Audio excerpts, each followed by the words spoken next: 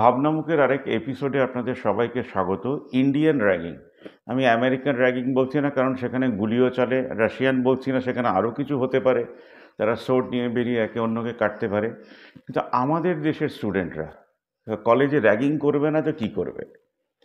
এবার কলেজে যারা র্যাগিং করছে তারা পার্লামেন্টে এই ধরনের কাজ যদি না করে, দেশের চারটে একদম এডুকেটেড ইউথ ভগৎ সিংয়ের মতন আমাদের দেশকে সেই আওয়াজটা শোনাতে চাইছে যে দেখো আমরা কত শিক্ষিত, আমাদের দেশের গভর্নমেন্ট আমাদেরকে চাকরি দিতে পারছে না, তার জন্যে আমরা এটা করছি। কারণ সেই কলেজের র্যাগিং, মেডিকেল স্টুডেন্টস মারা যাচ্ছে, ইঞ্জিনিয়ার স্টুডেন্টস মারা যাচ্ছে।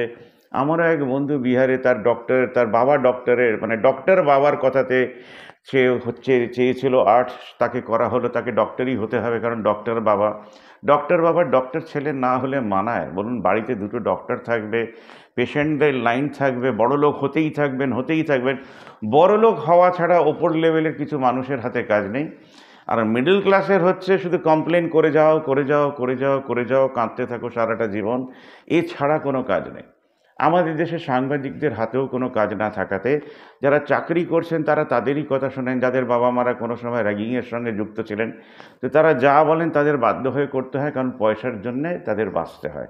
কারণ বুঝতেই পেরেছেন, পয়সা না থাকলে আপনার গ্রাম থেকে কোনো চাষি আপনাকে ফ্রিতে খাবার দিয়ে যাবে না, যে অসাধারণ কাজ করছেন দাদা, আপনার জন্য 5 কেজি আলু, 6 কেজি টমেটো, 2 কেজি পেঁয়াজ, এগুলো আমরা এনে দিলাম। ভাবুন, তিনি বুঝতে পারছেন যে ভাবনামুখ তার হয়ে কথা বলছে, কিন্তু তিনি পেঁয়াজ রসুন এনে দেবেন না। আর আপনাকে রেশনে 5 কেজি চাল, ডাল, এগুলো সব দেওয়া হবে। তার কারণ একটি মাত্র ভোট। আমরা কোন আঙুল, এই আঙুল দিয়ে ভোট দিই, কিন্তু দেখানো হয় এই আঙুলে কালো কালিটা পড়ে। তো কালি মাখানোর জন্য এই আঙুলটাকে দিয়ে আপনি থাম দিয়ে দেবেন, আর আপনার ফ্রি রেশনিং সিস্টেম আপনার বাড়িতে চলে আসবে। এই যে র্যাগিং বছরের পর বছর হয়ে গেল, ভাবুন আমাদের দেশের শিক্ষিত স্টুডেন্টদের হাতে আর কোনো কাজ ছিল না। মানে র্যাগিংটা একটা ইন্ডাস্ট্রি। এই র্যাগিংয়ের ভেতরে ঢুকে আপনি ভাবুন, বর্ডার সিকিউরিটি ফোর্সেও কিছু মানুষ ফ্র্যাগিংয়ের জন্য মারা যায়। র্যাগিংটা হচ্ছে কলেজে, আর একটু যখন আপনি সিনিয়র হয়ে যাচ্ছেন, সিনিয়র হয়ে যখন র্যাগ করছেন, সেটাকে বলা হয় ফ্র্যাগিং।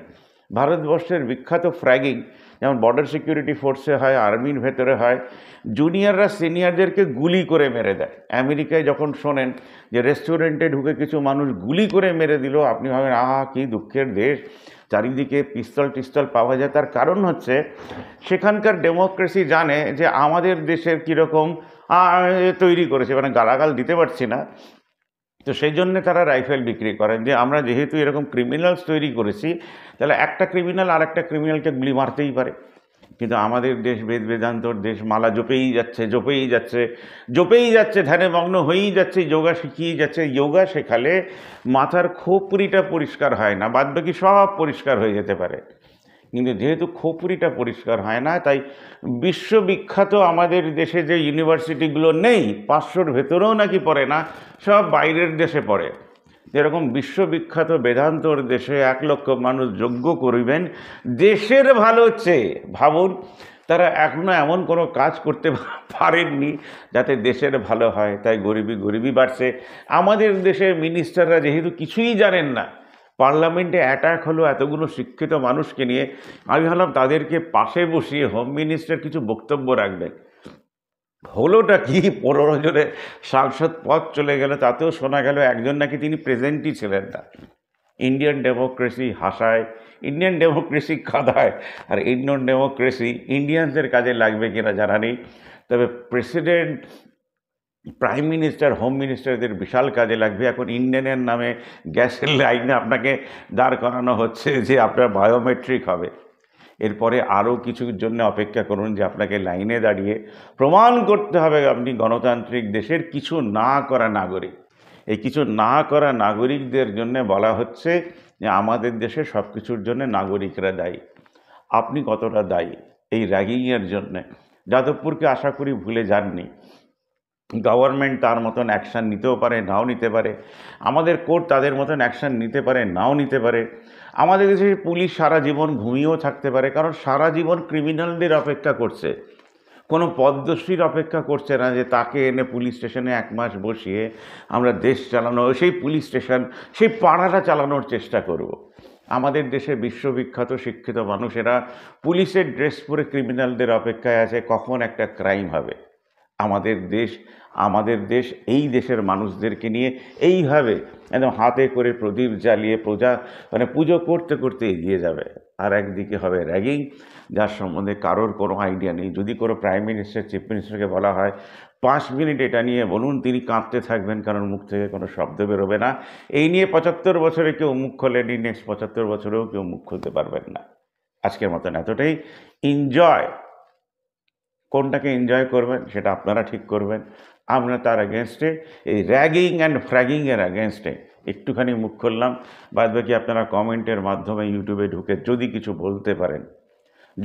বলতে পারেন, কারণ আপনার বাড়িরও কেউ এই র্যাগিংয়ের সঙ্গে যুক্ত বা র্যাগিং হয়েছেন এমন কিছুর সঙ্গে যুক্ত, তারা যদি কিছু বলে উঠতে পারেন, তাহলে এই ছেলেটিকে আমরা বাঁচাতে পারলাম না যাকে সিনেমায় দেখানো হলো, কিন্তু নেক্সট ছেলেটা বেঁচে যেতে পারে যে ডক্টর হতে গেছে।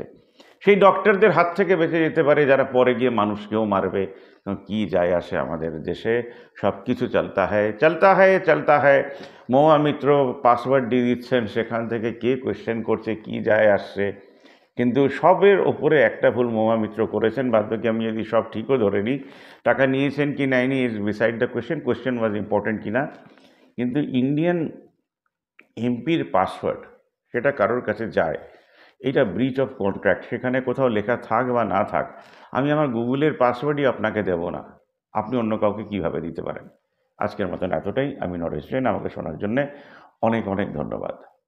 বিগত 20 বছর ধরে আপনাদের অতি পরিচিত সারদা শিক্ষণ মন্দির আপনার সন্তানের উজ্জ্বল ভবিষ্যতের কথা মাথায় রেখে সুস্থ সংস্কৃতি, পরিমণ্ডলে নৈতিক শিক্ষার সঙ্গে উচ্চমানের পুঁথিগত শিক্ষার এক অন্যতম আবাসিক মিশন বিদ্যালয় সারদা মিশন শিক্ষণ মন্দির, মশাগ্রাম, পূর্ব বর্ধমান। প্রথম শ্রেণী থেকে দ্বাদশ শ্রেণী ছাত্রদের আগ্রহী অভিভাবকগণ ভর্তির জন্য সারদা মিশনে যোগাযোগ করুন। আগামী শিক্ষাবর্ষের ভর্তি চলিতেছে। যোগাযোগ 9732050248 এই নাম্বারে। ধন্যবাদ।